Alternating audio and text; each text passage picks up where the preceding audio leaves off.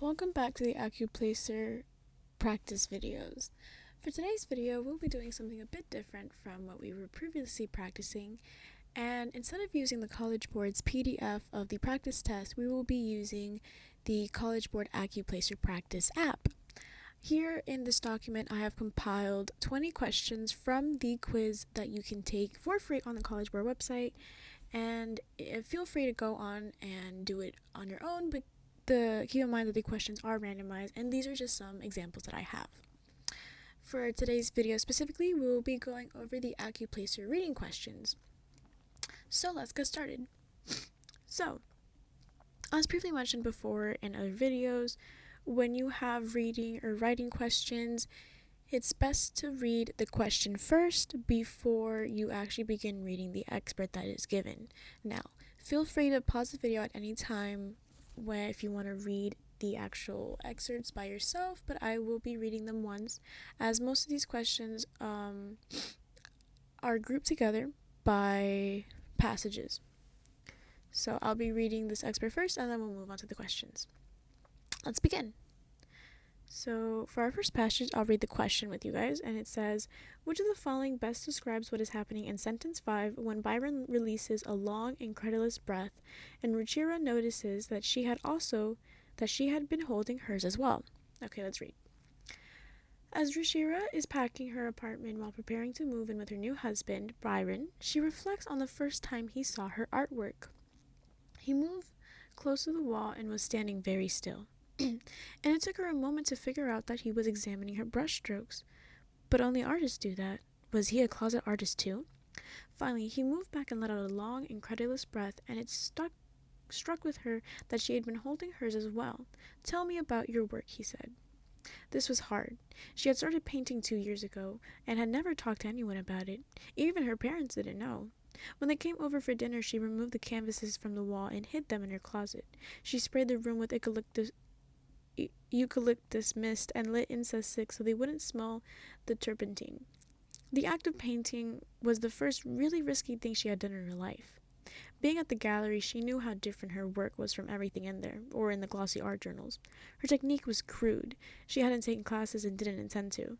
She would probably never amount to much. Still, she came back from work every evening and painted furiously. She worked late into the night, lightheaded with the effort to remember. She stopped inviting people over. She made excuses when her friends wanted her to go out. She had to force herself to return their calls, and often she didn't.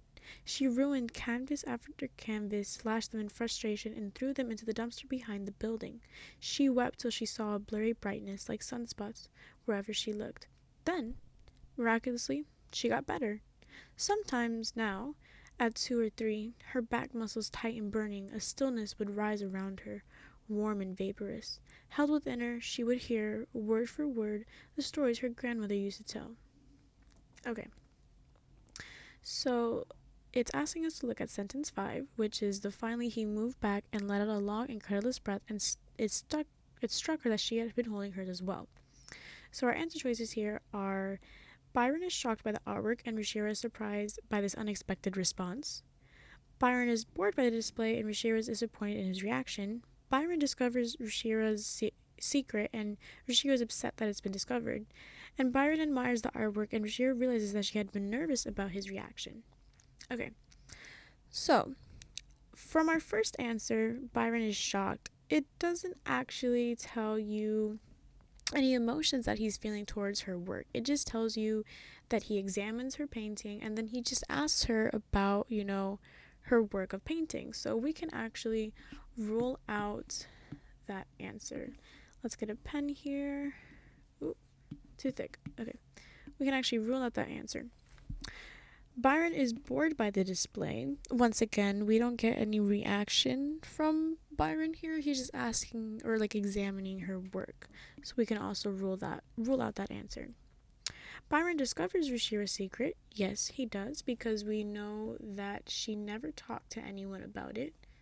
Not even her parents know, meaning she probably didn't tell her husband either. And Ruchira is upset that it's been discovered. Well, we can't exactly say that she's upset about this. But let's continue. Byron admires the artwork, and Rashira realizes that she has been nervous about his reaction. This one right here makes a lot more sense than our third answer choice, and the reason behind that is because when it says it struck her that she had been holding hers as well, that part of the sentence, it means that she was holding her breath, like as if, she was holding her breath in nervousness and waiting to see how he would respond to her artwork. So it shows, like, that language of the prompt shows you that she was nervous. And we can tell that, Byron is admiring her artwork because, you know, it tells you that he was examining her brushstrokes, and she thinks to herself, like, oh, only artists do that.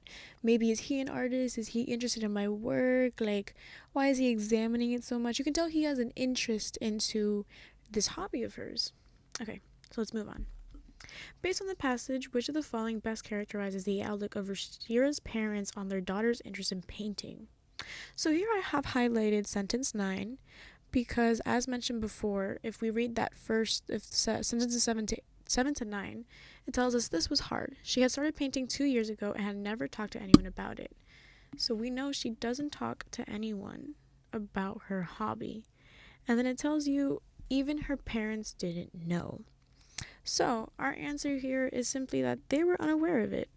They can't vocally object it because they don't know about it. They can't admire it because they don't know about it. And they can't reluctantly accept it because they don't know about it. Okay. As used in sentence 16, furiously most nearly means intensely, viciously, irritably, or vengefully. So let's read sentence 16 here. Still, she came back from work every evening and painted furiously. Let's read sentence 17. She worked late into the night, lightheaded with the effort to remember. Okay. So for this answer choice, we know that furiously, we can tell that it's not mean that she's mad at her painting. From sentence 7, working late, we can tell she's very passionate about this hobby. She's taking a lot of time into this. And we also know that, even if we look at the very end of the paragraph, she has some frustration with her work, but she still continues, she's still going through it and she's trying to improve and stuff like that. So we can actually rule out that she's irritated by her painting, because if she was irritated, I don't think she would continue. Vengefully also doesn't make sense because there's no indication that she's vengefully or trying to, like, some sort of hate or like revenge for someone through her paintings. That also doesn't make sense. Viciously, again, not exactly. She's working hard, like she's very passionate, but it doesn't say that she's viciously. And you might confuse it with the fact that she destroys her canvases and she cries over her artwork, but that's not how it's being used in sentence 16. So our answer here will be intensely. And we can actually substitute this if we switch the terms. Still, she came back from work every evening and painted intensely. She worked late into the night, lightheaded with the effort to remember. And you see, it works. It fits perfectly. Okay. Question 4. Within the passage as a whole, sentence 23, then, miraculously, she got better, primarily serves to A, mark Rashira's transformation from a frustrated, unskilled painter to a serene, capable one. B. Illustrate that Rashira has exhausted herself in her futile attempts to improve her skills as an artist. C. Foreshadow the destructive consequences of Rashira's relentless quest to become a painter. Or D. Describe how Rashira's first paintings were miraculous demonstrations of her great secret talent.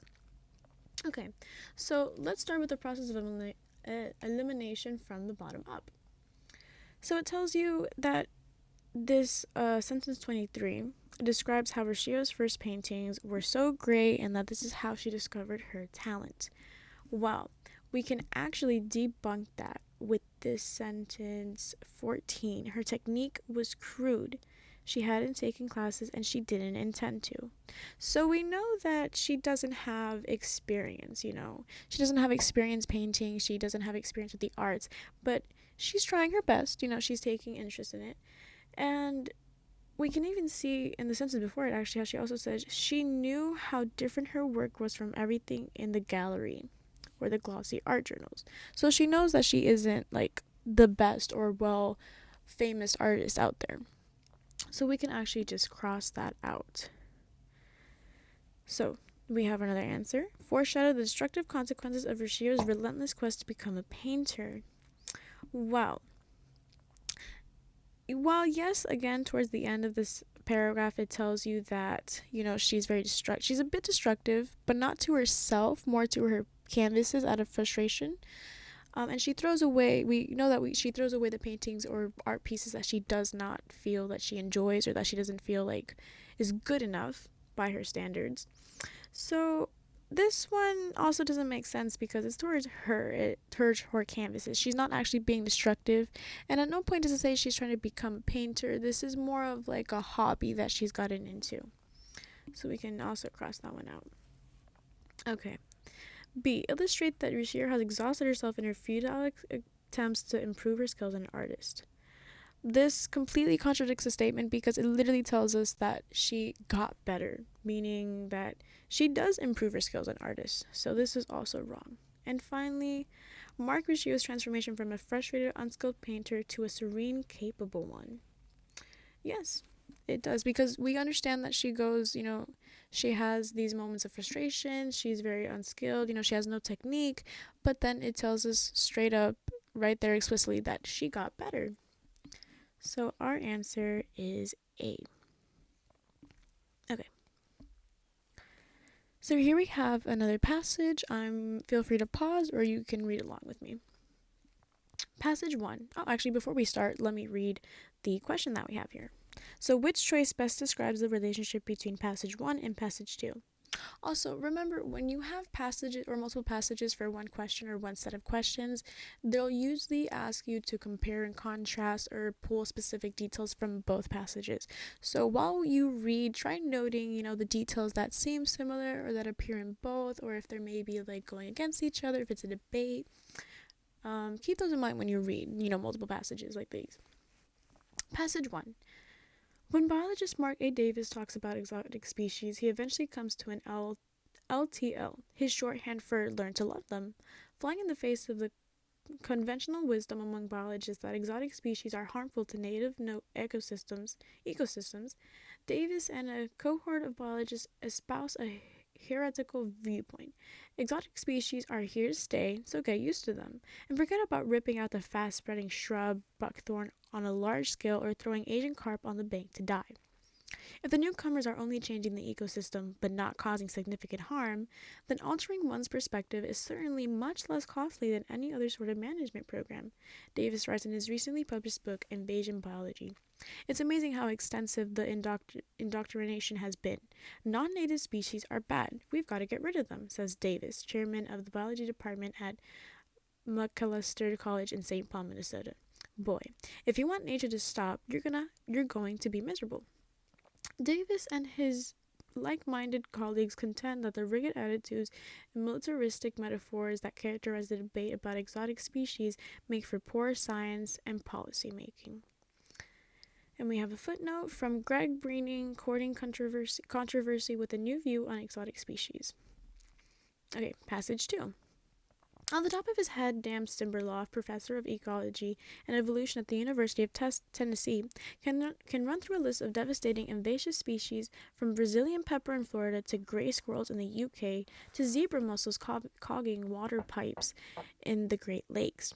He says that Davis's argument that not all exotics are invasive is impractical. A number of introduced species have been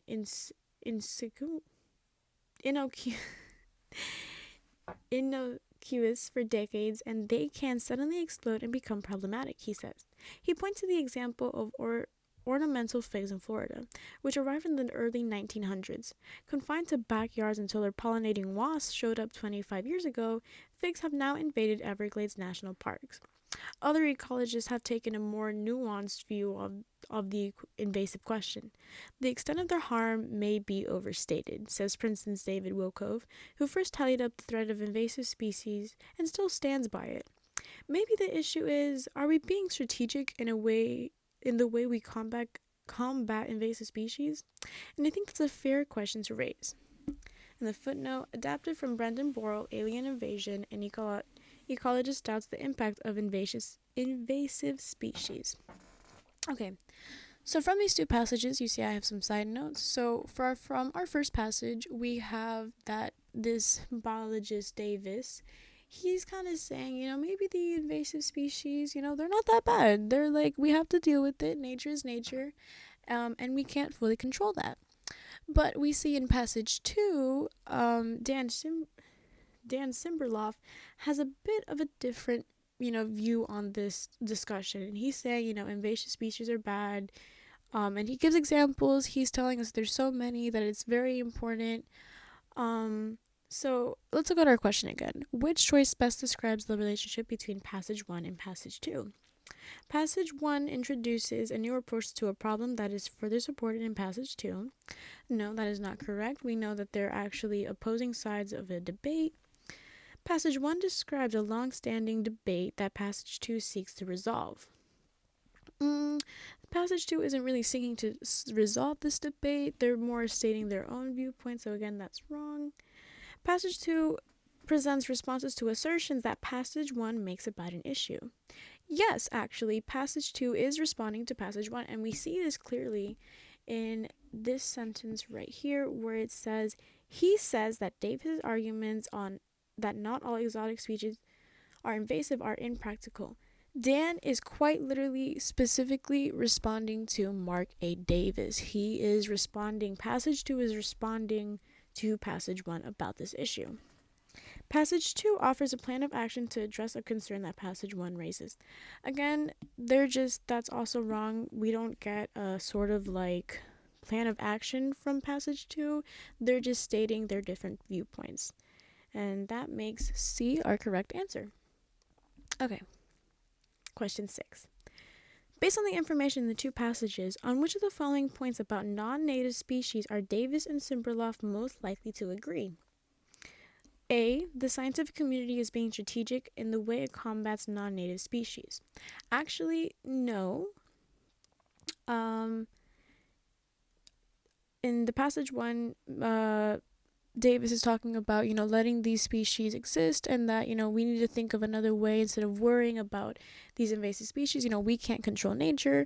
Dan in the other one, or Simberloff in the passage 2, is saying that, we need to continue to do something about these invasive species. We can't just leave them alone. So that's not going to be our answer. B. Some non-native species can cause harm to the native ecosystems they inhabit. And if you see, I actually have highlighted here the sentences that actually correspond to this answer, because in passage 1 it tells exotic species are harmful to native ecosystems. It tells you right up. And then in passage 2 it starts off with can run through a list of devastating invasive species. So let's just confirm that the other two may not be our best choices. We have scientists can easily determine whether a non-native species will cause problems to a new environment. No, that's not really what either passage is talking about. And then buckthorn possesses less of an environmental threat than zebra mussels do. Again, this is not any main focus to the actual paragraphs. It's just a little statement. They mentioned the mussels and and buckthorns, but it's not really an important detail here. Okay. So we continue on with the same passage. Which of the following conclusions can most logically be drawn from Davis's claims as they are presented in passage 1? Many non-native species die out quickly before they can do any harm to a native ecosystem. Policy should impose stiff penalties on those people who introduce non-native species into the environment. Once established ecosystems usually do not change significantly unless non-native species are introduced, and non-native species management programs should consider more effective ways to use resources and protect the environment. Okay. So already answer 1 about the species dying out quickly before they can do harm. This was not even mentioned. There's no actual proof behind this. It's actually quite the opposite. They're thriving so well in these environments that they're becoming harmful. Policy should impose stiff penalties on people who introduce non-native species into the environment. While that is a good idea, it is not in correlation with passage 1. There is no point where Davis talks about, the people that are bringing these invasive species into the environment. So that's also a no-go. Once established ecosystems do not usually do not change significantly unless non-native species are introduced. Well, this is also false because ecosystems are usually always changing. We have, for example, let's say with a forest, some background knowledge that we know, at least I know from my, science classes, when a forest is lacking nutrients or needs to be renewed, sometimes natural fires will burn down the nutrients of the forest, and you'll have new land, and that allows the soil to kind of like fertilize, rejuvenate, and you have like a new foundation for a healthier forest or trees and stuff like that. So again, sometimes environments change very significantly, and it's not always because of non-native species. You can even say that, environmental change due to global warming, due to pollution, it's not just these non-native species. And finally, we have non-native species management programs should consider more effective ways to use resources to protect the environment. And as you can see up here, I have highlighted specifically, altering one's perspective is certainly much less costly than any other sort of management program. So, we can actually circle this or highlight this as our final answer. Perfect. Okay. And we continue. In passage 2, the third paragraph primarily serves to offer a viewpoint on non-native species that sits somewhere between Simberslavs and Davis. Provide strong support for Davis's stance on the issue of non-native species. This is passage 2, not passage 1, so it's not Davis in this passage. We can cross that out. Describe the definitive solution for eradicating non-native species. Again, neither paragraph specifically gives us any solution or way that we can solve this issue. They're just posing their own opinions on a debate. And then argue in favor of a proposal for dealing with the invasive species of figs in Florida. Again, there's no need to be talking about figs. And if we actually look at the last sentence actually, we have maybe the issue is, are we being strategic in the way we combat invasive species? And I think it's a fair question to raise. And it's actually very similar to what Davis says at the end of his statement at the end of passage 1, where he says, that that he believes that rigid attitudes and militaristic metaphors that characterize the debate about exotic species make for poor science and policy decisions. So we can highlight this as our final answer. Okay, so here we have a new passage, and let's read it together. Actually, let's read the question first. I keep forgetting that. My bad. The passage implies that the discovery of water within ringwoodite is significant because confirms Pearson and McNeil's original hypothesis about the origin of Earth's mantle, proves that the structure of the Earth's mantle is similar to those of meteorites, means that scientists have discovered a way to synthesize rigworts in labs, or indicates that there may be more water in Earth's mantle than scientists have previously thought. Okay, so let's read this passage, and I'm assuming it's a bit about water. Okay. Vast quantities of water might lurk unseen deep within the hot 1,000-degree confines of Earth. In 2009, Canadian geochemist Graham Pearson and his graduate student John McNeil were analyzing a pile of diamonds that formed at least 325 miles underground, hundreds of millions of years ago. After emerging through a volcanic explosion, the diamonds were found in 2008 at the edge of the Amazon rainforest. McNeil and Pearson were studying them to look for clues about the evolution and origin of the mantle, the thickest of Earth's inner layers. After shining a layer into hundreds of diamonds, probing their composition, McNeil spotted something that he hadn't seen before, a speck of a mineral called ringwoodite. Though thought to be plentiful in the planet's deep, high-pressure interior, scientists have previously seen the mineral only in meteorites or synthesized in labs. Within that speck of ringwoodite, it turned out, was something stranger, a tiny bit of water, trapped and distributed microscopically in the mineral during its formation. Pearson completed a detailed analysis of the diamond in 2014, confirming the water's discovery. And the footnote says that this was adapted from Shannon Powell's Diamonds Reveal Hidden Oceans in Earth's Mantle. Okay, so let's go back to our question. So, the passage implies that the discovery of water within ringwood is significant because it confirms Pearson McNeil's original hypothesis about the origin of the Earth's mantle. Okay, right off the bat, it does not give us anything about their hypothesis about the mantle. It just tells us that they were researching, some diamonds that they found to, find out more about the mantle, but we're never given a hypothesis. Okay, it proves that the structure of the Earth's mantle is similar to those of meteorites.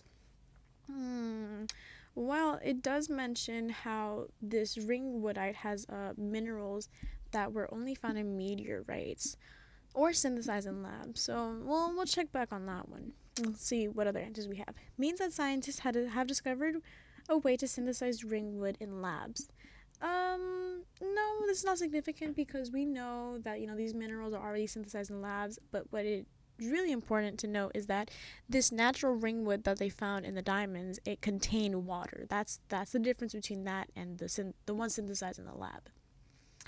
Okay, and then finally D indicates that there may be more water in Earth's mantle than scientists previously thought. This right here is a better answer than our answer B, because it's showing you that already from the footnote, if you noticed, diamonds reveal hidden oceans. That's why I didn't mention for the other questions, but I feel like we shouldn't mention it now. When you have passages that give you footnotes or it gives you like a source line, stuff like that, you'll see this in AP histories, in language, in lit classes. For the Accuplacer, we're seeing it a lot with these reading questions. When they give you a source line or a footnote, please, it is important to read it. They will sometimes give you the answer and various clues about the passage and actually on the question too. And here we see exactly that. It's telling us that there are hidden oceans in the Earth's mantle, meaning, it's a new discovery, right? That we didn't know that there was these, microscopically minerals that contained water in Earth's mantle. So that's why answer D would be our best choice here. Okay, on to the next. Let's read the question right here, and it says the primary purpose of the passage. Okay, so we're looking for main idea, we're looking for purpose here. Okay, let's read. The ballerina Maria Tallchief was born in Oklahoma in 1925 to an Osage father and a Scottish-American mother. Tallchief, along with several other Oklahomian ballerinas of Native American descent, began her rise to prominence in the dance world in the 1940s. The Russian ballet was widely admired at the time. So many dancers in the United States were adopting Russian stage names. When friends suggested that Maria go by the name Tallchieva, she maintained her last name and continued to closely identify with her Osage lineage, although she did go by Maria instead of her given name Elizabeth. After training in Los Angeles, Tallchief began her brilliant career working mostly with the New York City Ballet and legendary choreographer George Balanchine. She quickly rose in status to prima ballerina. Some credit her performance at the Sugar Plum Fairy and the Nutcracker as a catalyst for the ballet's immense popularity. Today, Tallchief is a legend, remembered as a dazzling dancer and one of the foremost prima ballerinas in the United States. Okay. So let's look for the primary purpose. So we have described the historical significance of ballet in the United States.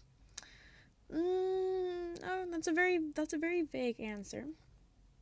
We have provide biographical information about a noteworthy person in the arts. Yes, we do. We have, we're talking about Maria Tallchief. We're given her history. It's a little biography. Okay, so that we'll start that one. Consider the origin of a name-changing trend that was widespread. Trend? What trend? There was no trend here. Okay. Argue that one ballerina's performance is responsible for the popularity of ballet. While it does tell us that her performance in Sugar Plum, did, raise the popularity, that is one sentence. That is one detail to the overall, main purpose or main idea of this paragraph. So we can actually choose that the main purpose was to provide biographical information about a noteworthy person, in this case Maria Tallchief, in the arts. Okay. So here we have a sentence with a blank, and we just have to fill it in. So we have a blank musician by the time she made her debut in the United States in 1922. Julia Myra had already established herself as one of England's premier concert pianists. Okay, so we have adequate, we have accomplished, we have amateur, and we have eclectic. Okay, so let's actually look at the language of the sentence for some clues that we have highlighted here. So it tells us that she's already established. That means that she's already been in the arts world for some time and she's made a name for herself. And then it elaborates on that. It tells us she's a premier concert pianist. Wow, she's really good. Okay. So, from this, we can already rule out that she's an amateur. She's not an amateur, obviously, she's already established. And she is not just adequate, she is a premier concert pianist. Okay, so that means we can choose accomplished as our final answer. And if we read that, an accomplished musician by the time she made her debut in the US in 1922, Julia Mira-Hess had already established herself as one of England's premier concert pianists. Perfect. Okay, let's move on. Here we have a new passage, and let's read the question first. The passage indicates that one difference between the Italian sonnet and the English sonnet is that the... Okay, so we're looking for a difference between the Italian and English sonnet. So let's read. Though he cannot be credited with inventing the form, Francesco Petrarca, 1304 to 1374, known as Petrarch, is closely associated with the Italian sonnet, as modern readers know today. In fact, its alternative name is the Petrarchan sonnet. Like the English or Shakespearean sonnet, the Italian sonnet consists of 14 lines. Unlike the former, however, the latter is arranged in 2 stanzas, an octet, 8 lines, followed by a sestet, 6 lines. Typically, the octet presents a problem or describes a situation, such as the poet's inability to gain the love of someone adored from afar. The sestet then tries to resolve this dilemma and might focus on how the lover is resigned to this inability to capture the love interest's intention. Petrarch, for instance, addressed many of his best-known sonnets to an attainable love interest called Laura. Okay, so as you see the highlighted, we have the words unlike the former and however. Actually, let me highlight or underline however here. Those are key words that there is a difference. That's a difference between the English.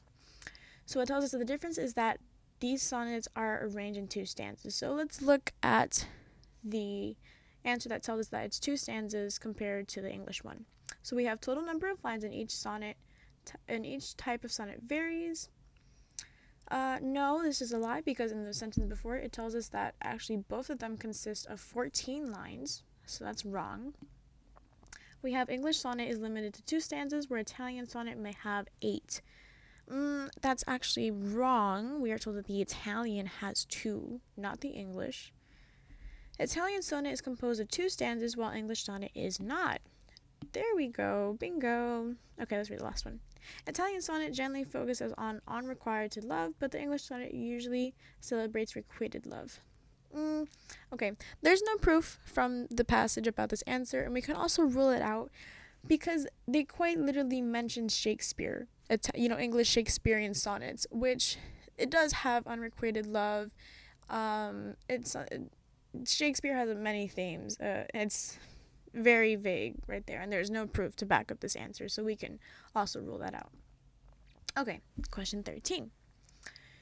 So let's read the question. Which of the following best describes what the internet means as it is used in the passage?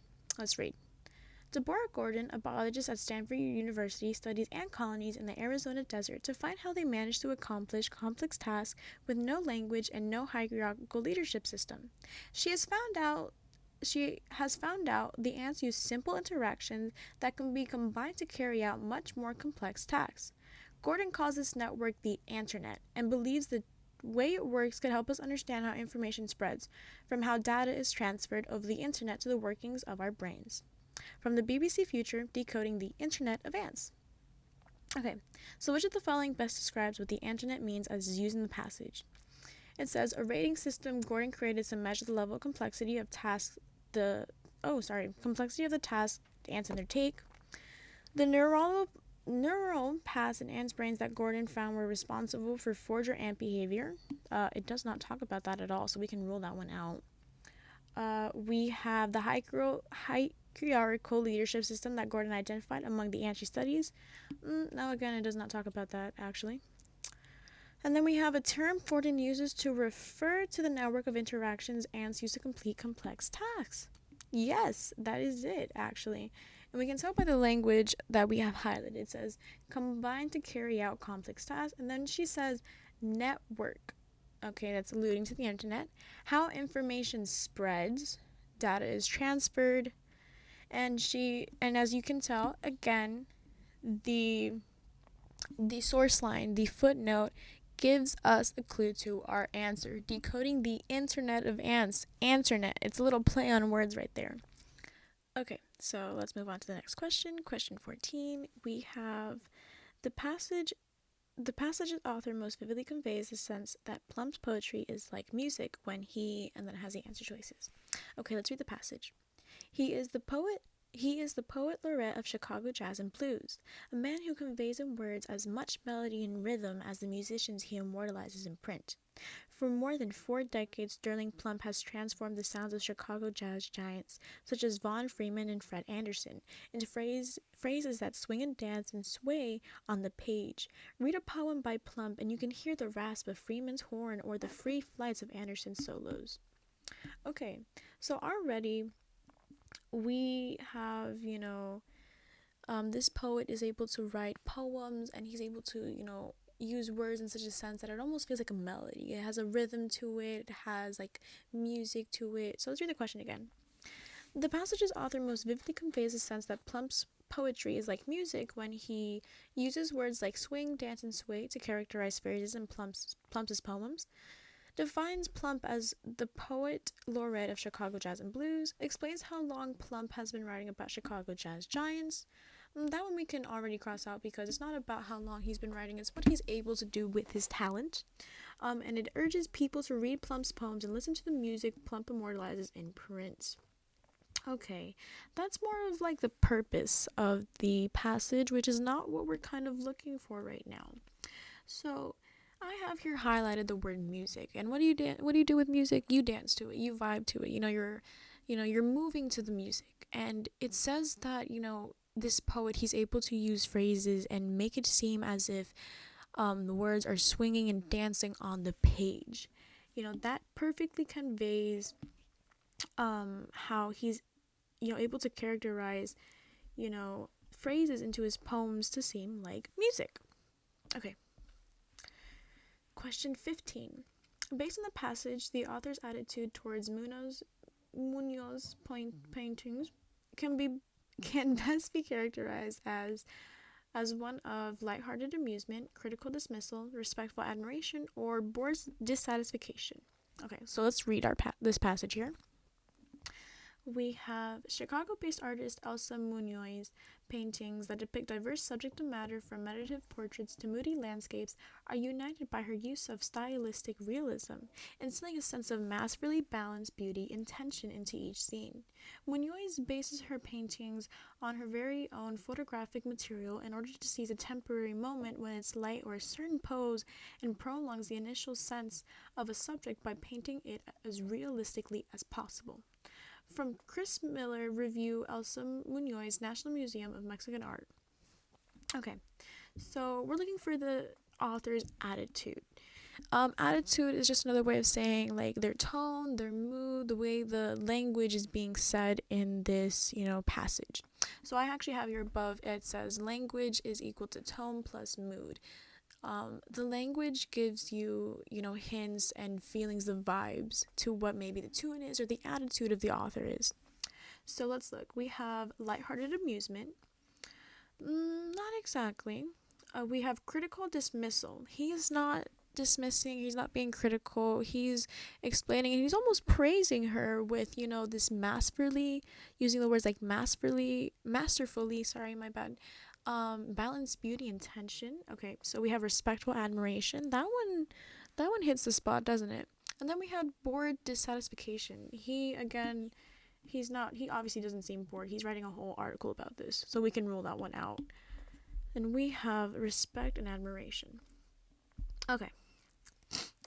We have another passage here. Let's read the question. Which of the following conclusions about the California king snake lipid layer can most reasonably be drawn from the passage? Okay, so let's read about snakes.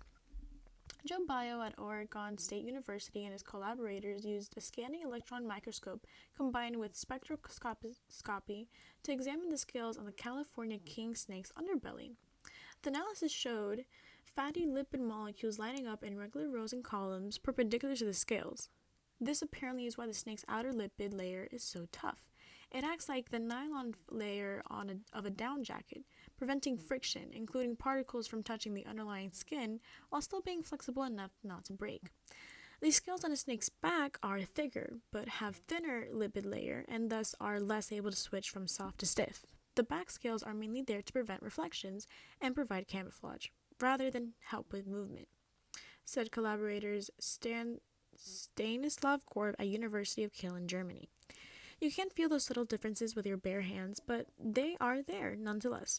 And those slight changes in structure could lead to extra slippery paints and coatings, the next generation of engines or robotic snakes designed to worm their way into tight spaces. Anything that is sliding needs to reduce friction, said Korb, and the California king snake is a master at that. Okay, so we have our answer choices here are the scales on the belly of a California king snake are lined up so closely together that they provide a barrier between the snake and the ground it moves across. Okay, well, it does kind of mention that there is protection between, the snake and the ground. It's not really our main point here. It's talking about the lipids. It mentions, those fatty lipid molecules. Okay, we have the fatty lipid molecules that coat the California king snake skin offer more assistance reducing friction on the snake's underbelly than on its back. Okay, that we do talk about that in the first sentence up here, preventing friction. Then we have the scales on the back of a California king snake are covered with a thin layer of fatty lipid molecules to assist with camouflage. Okay. So, that does talk about it right here about the camouflage. And then we have manufacturers have designed outerwear based on what Bio's research revealed about the Californian king snake outer lipid layer. No, they did not. They said that that there's a possibility of, making, paints and coatings or engines, based on this lipid molecule that the snake has. So let's look back at our option 2 and option 3 here. So if we reread, these sentences right here, like up to half of the first paragraph to the second paragraph, that analysis showed fatty lipid molecules lining up on regular rows and columns. Okay, then we have that's so tough, preventing friction, inducing particles from touching the underlying skin. And then it talks about the snake's back. The scales are thicker, but they have a thinner lipid layer and are less able to switch from soft to stiff. The back of the scales are mainly there to prevent reflections and provide camouflage rather than help with movement.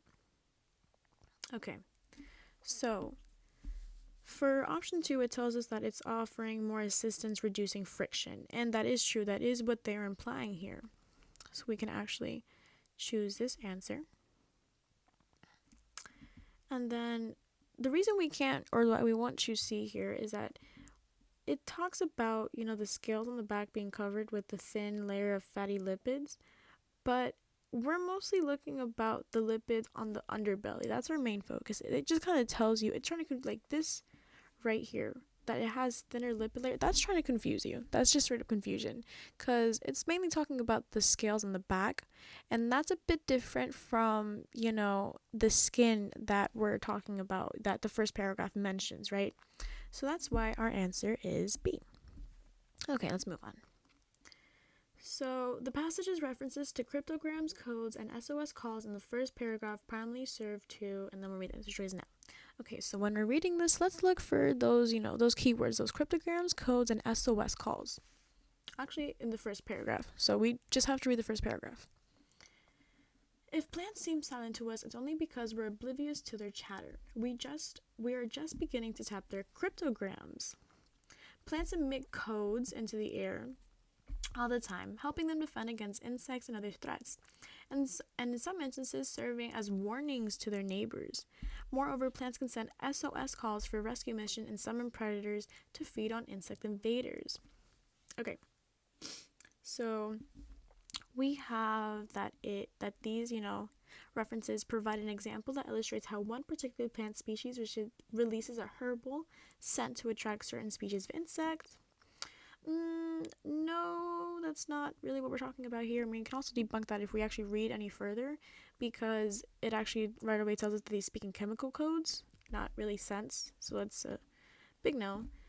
Also, it's not talking about one plant, it's talking about plants. Plants is plural. Okay, it creates a sense of excitement about the recent discovery that as many as 30,000 varieties of plant emit volatile organic compounds. That's not really what we're talking about here, so no. References to primarily serve to develop an extended metaphor that compares plants' communication through the release of VOCs to encoded communication system used by humans. Yes, it is, comparing, these chemical codes to, the way humans communicate. So yeah, we can leave that one. And then establish a contrast between the way plants communicate distress signals to their neighbors and the way they communicate warnings to their predators. Actually, no, they're not really talking about the differences between the way they communicate. They do tell us in the second paragraph about, the chemical codes that they use, but our best answer right here, wrong color. Our best answer here is to develop an extended metaphor between the VOCs and the way humans communicate. Okay, question 18. So we have another fill in the blank. The giant squid Architeuthis, I'm probably butchering that, had blank photographers for decades, but the deep-sea creature was finally located and photographed for the first time in 2005. Okay, so I have, some synonyms or like definitions for the words that are given here. So we have intrigued, which means like interested. It interested the photographers. Kind of, not really. Flummoxed, bewildered / perplexed. I don't think they were really confused. That doesn't really fit this context right now. Eluded, escaped. This would make sense here because, they're escaping. That's why they couldn't get a photo of them up until now. They had no photographs of this creature for like decades up until, 2005. So that one's actually, let's star that one. And then we have exhausted. Again, this is kind of like, flummox, like, it doesn't really make sense. So we can leave eluded as our final answer. This giant squid escaped photographers for decades, but the deep-sea creature was finally located and photographed for the first time in 2005. Woohoo to giant squids. Okay. Question 19. The passage characterizes Khufu's motivation to build the Great Pyramid of Giza as being driven primarily by religious commitment, artistic ambition, a feeling of patriotism, or a sense of competition. Okay, so let's read the short passage. The trend of building large pyramids really took off with the 4th dynasty pharaoh Sneferu, who built 3 pyramids during his reign from 2575 to 2545 BC. When Sneferu finally passed away, his son Khufu, sometimes known as Cheops, succeeded him. For Khufu, there was only one way to outdo his father. He had to build a bigger pyramid, and he would erect it on the edge of the Giza Plateau for all to see. Khufu's ambition led to the construction of Egypt's most famous monument, the 481-foot-tall, 756-foot-wide Great Pyramid of Giza. And this is from Zach Zorich, The Pyramid Effect. Okay, so it's asking us, what Khufu's motivation was to build this great pyramid. It was definitely not religious commitment. It was not artistic ambition. He was not feeling patriotic. He was trying to compete with his father. It literally tells you he was trying to outdo his old man. Like, wow. He had to be extra. So that's, a very sense of it was a very sense of competition. He wanted to be better, he wanted to be bigger. That's very competitive. That's a very competitive personality. Okay, so last question we have here, we have which choice most effectively summarizes the passage. Wow, easy. We just have to find a summary. Okay, let's read. Some psychologists believe that we need to orient ourselves by local reference points. Under this theory, we're lost until we see that certain street or certain landmark, at which the rest of the grid emerges in our mind. Others argue that experience is our mental cartographer. This idea suggests that if you cruise around a city enough, you develop a spatial memory that helps you find your way no matter which direction you face. At the same time, if this is true, it should become harder to reach a destination that's farther from your familiar starting point. A third alternative suggests that our internal GPS system is informed by frequently looking at maps. In other words, the more time we spend finding directions on maps, the more our minds grow familiar with the officially documented outline of a city, rather than the one created through our own experiences. And the footnote, or source line, adapted from Eric Hafe, How Our Brains Navigate the City. Okay, so we're looking for a summary here, so let's read our answer choices. We have, a psychologist describes how people orient themselves by using local points of a reference. That's singular. And what do we have here? Plural. So that is not it. It's not just, wonky. Okay, it's not just one psychologist, it's multiple. We're getting different theories here. 3 theories about psychology of spatial orientation are briefly described. Yes, we I actually highlighted where each of the theories like kind of start, where they kind of like tell you this is theory 1, this is theory 2, and this is our third alternative theory. So we'll keep that one there. We have 2 outdated theories about spatial orientation that are dismissed in favor of a new theory. No, we're not dismissing anything actually. We're just putting ideas out there. There's no like debate, like the invasive species questions. The author argues that people can best improve their spatial orientation by looking at maps. Again, no, we're not talking about what's the best method or what's the best theory. We're just talking about the possible theories that we have here, which is 3. The 3 possible theories that we have here. Okay, and so that is the end of the Accuplacer practice app reading questions. We have finished our part 2 for the reading questions, and we'll be moving on to doing the rest of the practice app questions for the rest of the practice test. So until then, I'll be signing off, and I'll see you guys in the next one.